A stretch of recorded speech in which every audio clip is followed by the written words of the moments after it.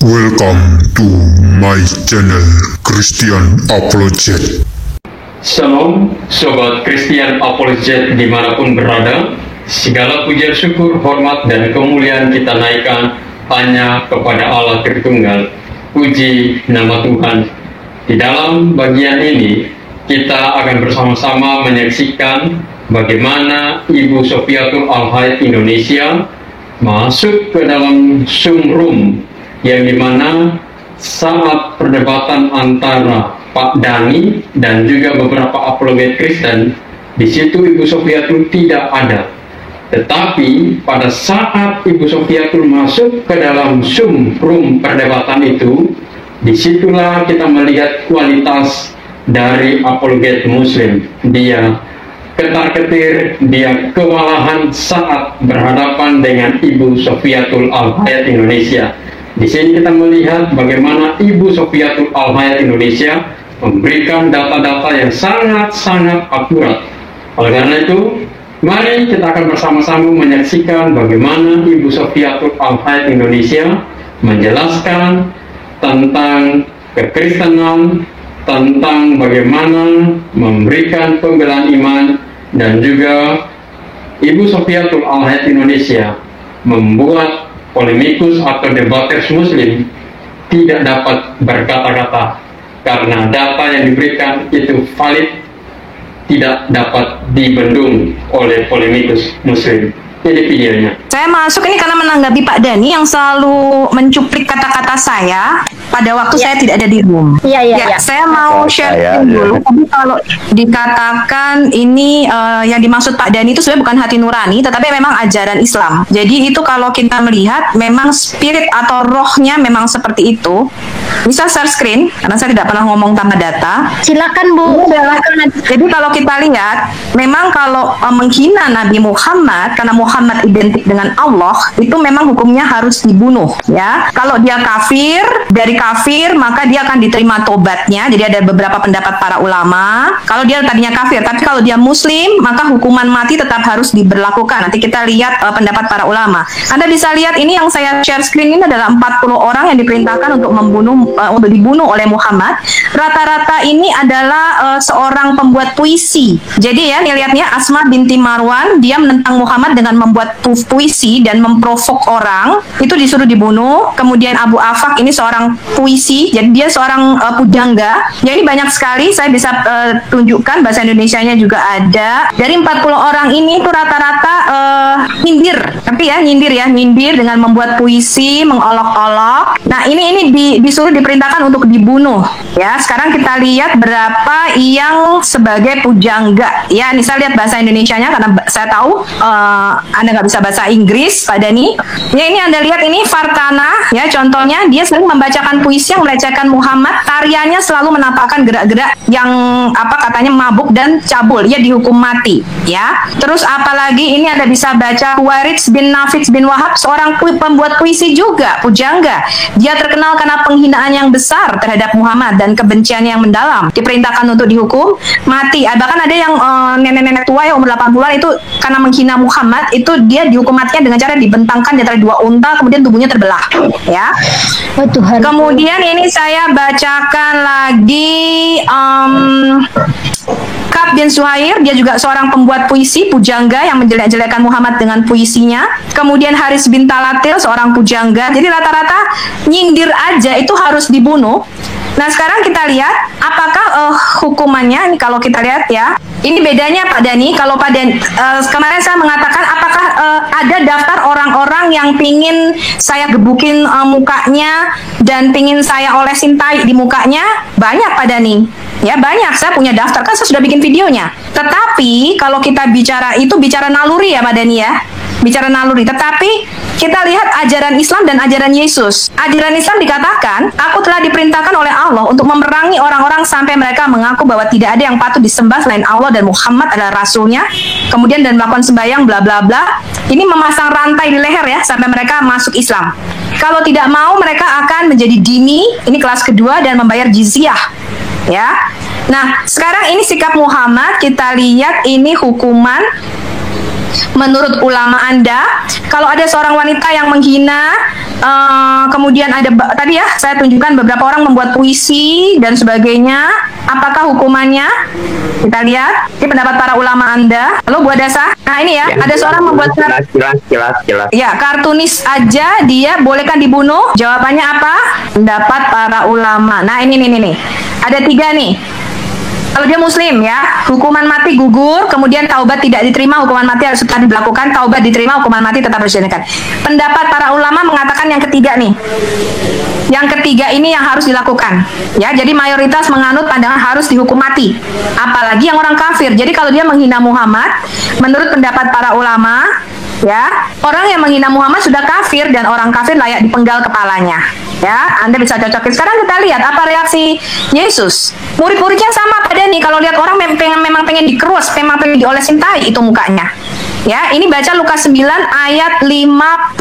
Ya, untuk hal yang paling utama sebelum nanti kita akan melihat apa yang diajarkan oleh Tuhan Yesus, hal yang paling utama untuk kita tanggapi di sini adalah berkaitan dengan apa yang diajarkan oleh Nabi Muhammad, Nabi junjungan daripada umat Muslim, atau yang saat ini Pak Dhani sebagai debaters Muslim. Ya, jadi kita melihat di sini bahwa memang ada beberapa fakta-fakta yang disampaikan oleh Ibu Sofiatul terkait dengan kalau siapa yang menghina Nabi junjungan mereka itu pasti akan dihukum,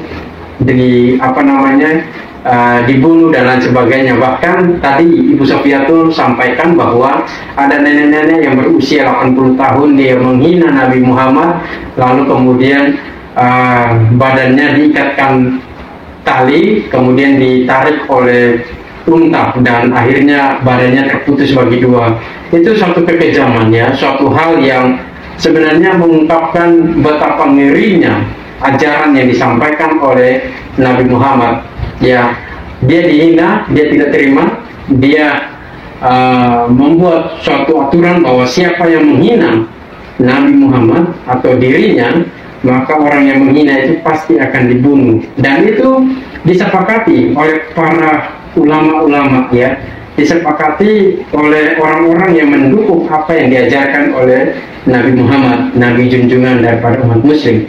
Di sini kita menemukan bahwa Ibu Sofiatul Al-Hayat itu tidak sembarangan berkata-kata, tidak memberikan data yang tidak sesuai, tetapi semua data yang disampaikan oleh Ibu Sofiatul itu memang betul-betul data yang sungguh-sungguh adalah yang diyakini oleh umat Muslim.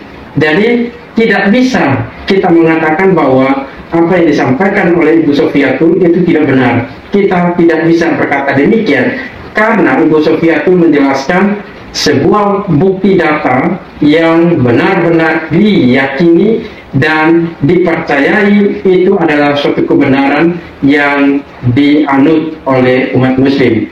Ya, jadi di sini kita menemukan bahwa betapa ngerinya, betapa sadisnya pengajaran yang diajarkan oleh Nabi Muhammad kepada pengikut-pengikutnya, dan juga kita melihat bahwa hal ini jauh berbeda dengan apa yang diajarkan oleh Tuhan Yesus di dalam kitab suci yang kita akan bersama-sama melihat. Dan ini penjelasan yang akan disampaikan oleh Ibu Sofiatul, dan saya berharap kita dapat mendengarkan dengan seksama agar kita dapat menemukan betapa jauh berbedanya pengajaran yang diajarkan oleh Nabi Muhammad dan apa yang diajarkan oleh Tuhan Yesus. Mari kita akan saksikan penjelasan daripada Ibu Sofiatul Al-Hayat Indonesia. 51 lah sampai 56. Apa kata Yesus? Ya, tadi kita lihat reaksi Muhammad dan reaksi Yesus. Kalau Muhammad tersinggung sedikit, diperintahkan untuk dibunuh. Tapi apa kata Yesus? Kita lihat ketika hampir genap waktunya Yesus diangkat ke surga, ia mengarahkan pandangannya untuk pergi ke Yerusalem. Dia mengirim beberapa utusan mendahului dia. Mereka memasuki suatu desa Samaria, tapi orang Samaria tidak mau menerima Yesus. Ya, kemudian dua orang muridnya yang terkenal dengan julukan Boanerges, anak-anak guru nih ya, Yakobus dan Yohanes, melihat hal itu mereka berkata, Tuhan, apakah engkau mau kami menyuruh api turun dari langit untuk membinasakan mereka? Ya, sama Pak reaksi kita sebagai manusia, tapi Yesus berkata apa? Akan tetapi ia berpaling dan menegur mereka, lalu mereka pergi ke desa lain. Yesus berkata, bukan untuk itu. Ya, dia datang untuk menyelamatkan. Sekarang kita lihat nih, ketika Yesus mau ditangkap oleh kepala pasukan karena dikhianati oleh Yudas.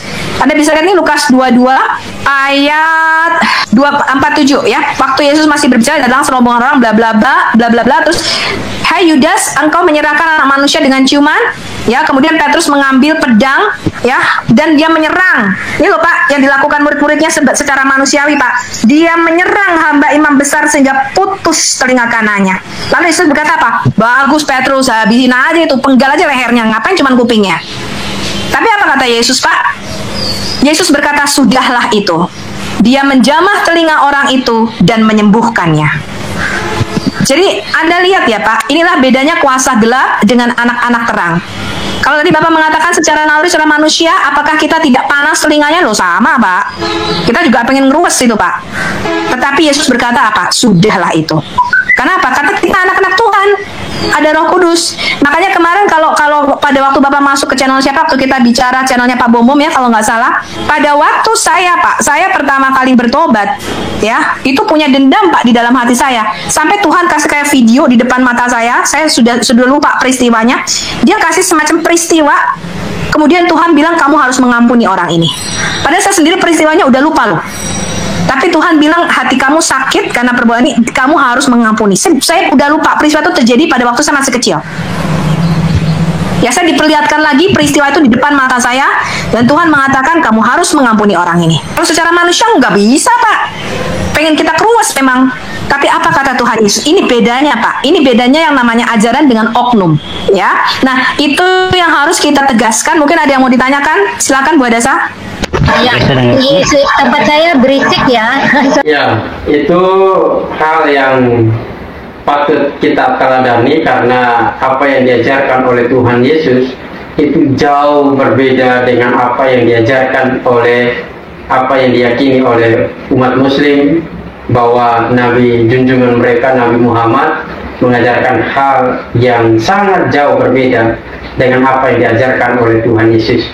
Tuhan Yesus mengajarkan tentang kasih, dan bukan hanya pengajaran tentang kasih, tetapi dia membuktikan kasih itu melalui karya salib yang agung dan mulia. Kita melihat Yesus mengajarkan kepada kita untuk mengasihi Tuhan, mengasihi manusia sesama kita, bahkan mengasihi musuh sekalipun. Jadi di sini kita menemukan bahwa pengajaran yang diajarkan oleh Tuhan Yesus sungguh jauh berbeda, dan pengajaran yang disampaikan oleh Tuhan Yesus tidak ada duanya, hanya satu-satunya pengajaran tentang kasih, dan kasih itu dibuktikan oleh Tuhan Yesus sendiri. Dan juga kita melihat perjalanan kehidupan daripada setiap umat Tuhan setelah mereka percaya kepada Tuhan Yesus. Para murid, mereka mengalami penganiayaan, bahkan di akhir hidup mereka harus mengalami yang namanya penyiksaan sampai pada akhirnya kematian. Tetapi mereka tidak pernah menyangkal Tuhan Yesus. Mereka selalu percaya di dalam kondisi apapun Tuhan selalu beserta hidup mereka. Disitulah bukti iman bahwa seseorang yang sudah percaya sungguh-sungguh kepada Yesus, menerima Yesus sebagai Tuhan dan Juru Selamat, disitulah kebahagiaan yang sesungguhnya mereka dapatkan. Entah itu mereka harus dianiaya, entah mereka itu harus dibunuh, nyawa sekalipun menjadi taruhan, tetap mereka percaya Yesus sebagai Tuhan dan Juru Selamat. Inilah yang membuktikan kenapa sampai detik hari ini kita melihat begitu banyak gereja-gereja dibakar, gereja-gereja dibom, gereja-gereja mengalami penganiayaan, tidak boleh beribadah di sini, tidak boleh beribadah di situ, umat Kristen dilarang dan lain sebagainya. Bahkan orang-orang Kristen dianiaya.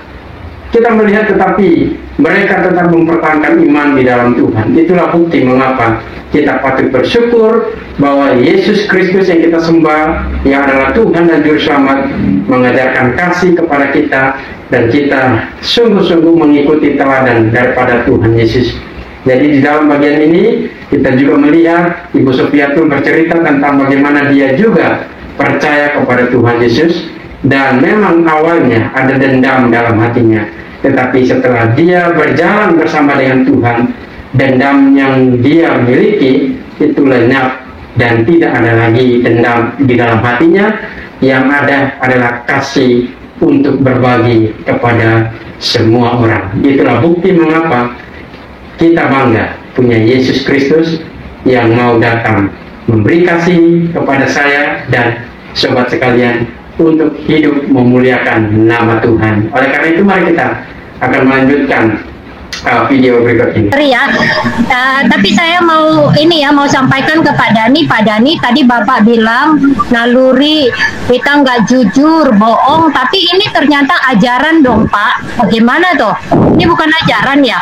Saya bingung nih Pak, tolong dijelaskan. Oke, terima kasih Bu Hadasa, dan terima kasih kepada Ibu Sofiatul yang cukup panjang lebar.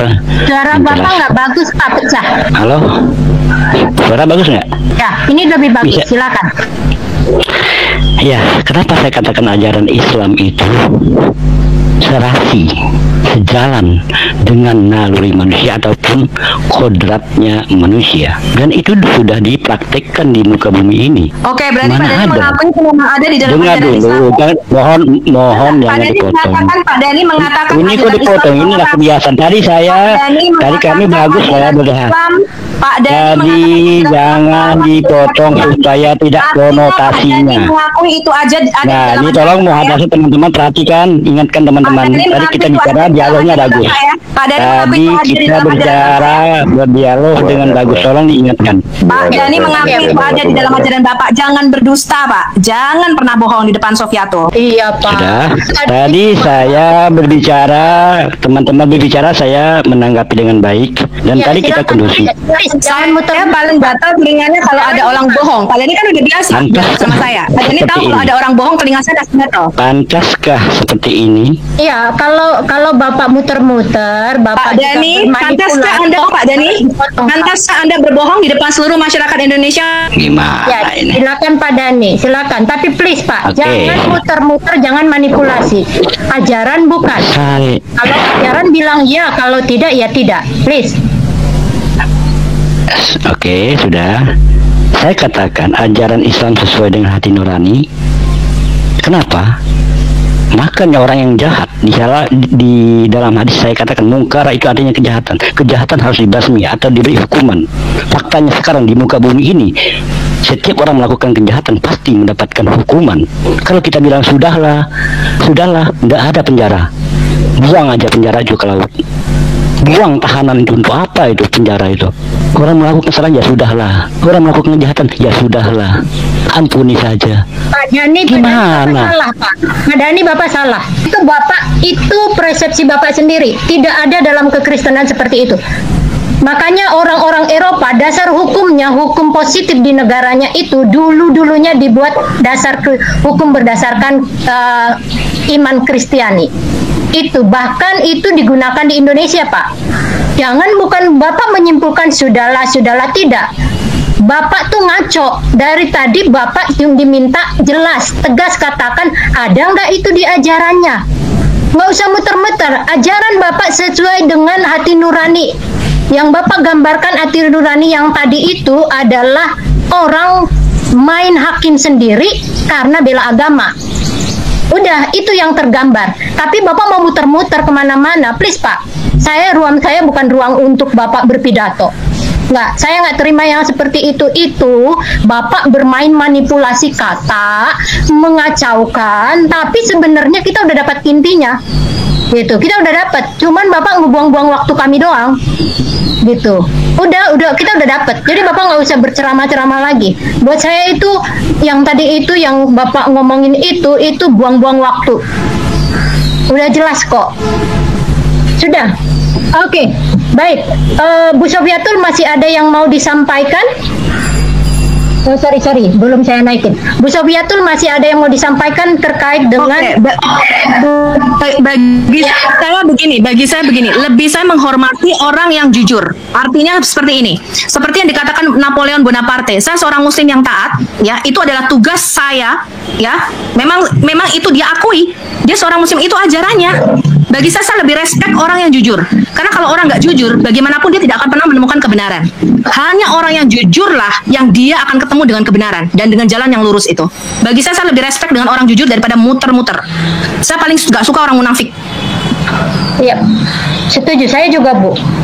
Saya nggak setuju dengan kemunafikan, bermain kata padahal udah jelas gitu. Garisnya udah jelas. Ajarannya tadi itu udah contoh-contoh dari Nabi ada. Tadi Bu Sofiatul bilang 40. Yang saya baca 44. List orang yang dibunuh dan yang diorder pembunuhannya oleh Nabi Muhammad itu yang saya baca adalah 44. Betul. Itu karena sindiran, itu dibunuh, karena puisi dibunuh. Itu naluri.